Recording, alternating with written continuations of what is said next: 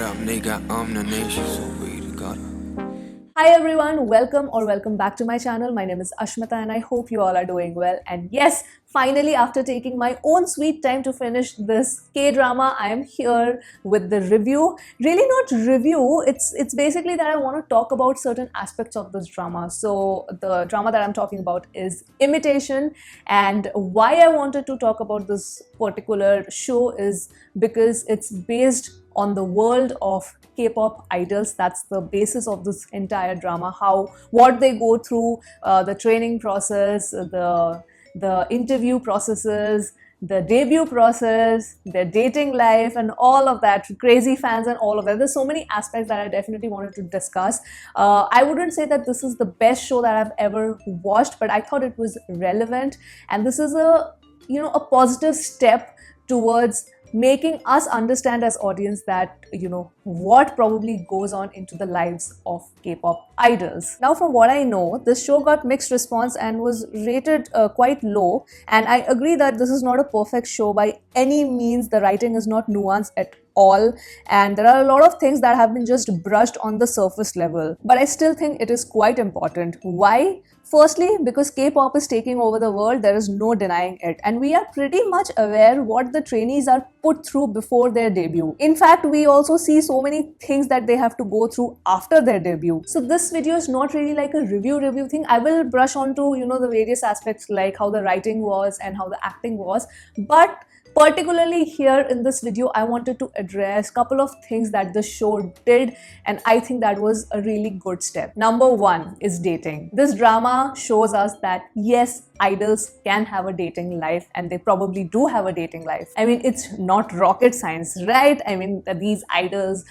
before their debut, during their debut, they're in their teenage years, they're in their 20s, and well, we are all humans at the end of the day. We are filled with emotion. So yeah, and in those years, in teenage years, in our early 20s, late 20s also, we want to do so many things. We want to explore new things, we want to try out new things, we want to eat new things, travel to new places, and yes, people also fall in love. You think just because they're training hard and practicing, they don't have a love life? I'm pretty sure that half of the K-pop industry is dating in secret. I am glad that the series focuses on the love story, and we see different aspects. Like we see a tragic love story where one of the partner ends her life. Then of course we have the main couple's love story, which is very, very important to the entire plot. There are other subplot love stories also which are running parallelly throughout the show. So yes, basically the intent was to show that yes, they are also human beings like you and me, and yeah, they are also falling in love. We just don't know about it. I specifically liked the ending where the main couple, they come out in public and say that yes, we are in love, we are dating, deal with it. Of course, the other aspect that is shown is that when they go public with their relationship, I mean, the world is fine. And isn't that such a big truth? Like, if your favorite idols come out and say that yeah, I'm in love, I'm dating right now,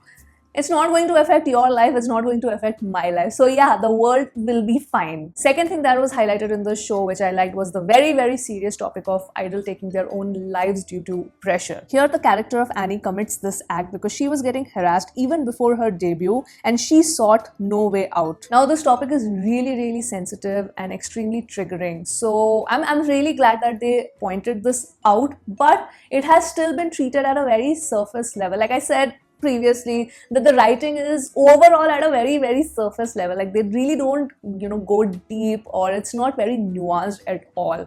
But the fact that certain things were sort of addressed is why I feel that people who are huge K-pop fans like you and me should watch this drama. Now, why I said that this topic was handled a little bit lightly is because we never see the people responsible for her death get penalized, especially the CEO of Nog Entertainment. I mean, he is the biggest antagonist of the show, and we never really see a closing arc for him. Like, he has done some bad stuff, but he really never gets punished for it. And yes, I know that his most profitable group leaves the company and all of that, but he's still rich, and he's still running that company successfully, and he can any day make a new group and debut it. But him as a person, he never repents his actions. Like, he is not guilty about it, and he just moves on. I don't know what the show was trying to suggest, that okay, maybe the big CEOs just get away with these things without any consequences. Was it trying to pinpoint at that? Or is it trying to pinpoint that no, life is like that only, the rich and powerful don't get hurt really? Maybe the show was trying to, make us aware of this harsh reality. What do you guys think? Third thing that I really liked that the show highlighted was the team dynamics of the K-pop groups. It is shown that every group, who are living under the same roof, they have conflicts, they fight, they have a difference in opinion, no matter how big or small your group is in the industry. It takes work to build trust, to support each other, to really stand with each other during the hard times. I think for me, the team dynamics shown in the drama is my personal favorite part. Like, all the team dynamics of the Shax members, Sparkling, Tea Party, all of these three groups, like how the team is functioning, how everybody's opinion matters. I think all of that shown was my favorite part. Fourth thing is the crazy fans. I really wanted the show to address this fact, and I'm happy that they did. Of course, that is also in a very surface level. We see that, the Shax fans, they are sort of controlling the lives of their idol, like they're following them around, they have this big camera, they're taking pictures and all of that. So you see that, yes, even though they are like, loyal fans, they are still making the lives of the idols hard. Like, they're stalking, they are controlling their lives, they're constantly checking that, oh, is our idol dating someone or not? Because the main character, he is not just the K-pop idol, he's also an actor. What I felt was missing was that when at the end, the main couple goes public, we never see the fan reactions, like that closure from the fans, and like, do they really accept the relationship, or they leave the fandom, or what is it? We never get to see that arc. So yes, if they would have addressed that particular aspect, I would have been happy. But it's okay, at least we got something. Then lastly, you see this contrast between how this group Shax is being managed, how Sparkling is being managed, and how Tea Party is being managed. And Tea Party is the kind of group which really doesn't have any sort of support, and basically you can just see the contrast, and that Tea Party as a group is the ideal way how a K-pop group should be managed. Like, they should be given salaries, they should have the freedom to choose their songs, and all of those things. We are honestly seeing that there is a change which is happening in this industry, and I hope that it goes into the positive direction. So that's why I felt that this K-drama, because K-pop is taking over the world right now, it came at the right time. Even though it is, like I said, it's really not the best drama. There are moments where you feel, okay, what's gonna happen next and stuff like that, but it's okay. I enjoyed watching it because I really wanted to see how they are sort of projecting this industry to us. Yes, it's sort of candy floss, but like I said, the things that I pointed out, what all was addressed in the drama, that made me happy. Acting wise, I would say my favorite actor was Park Ji-yeon, who plays the character of Larima. She's playing like a solo artist, a very famous solo artist.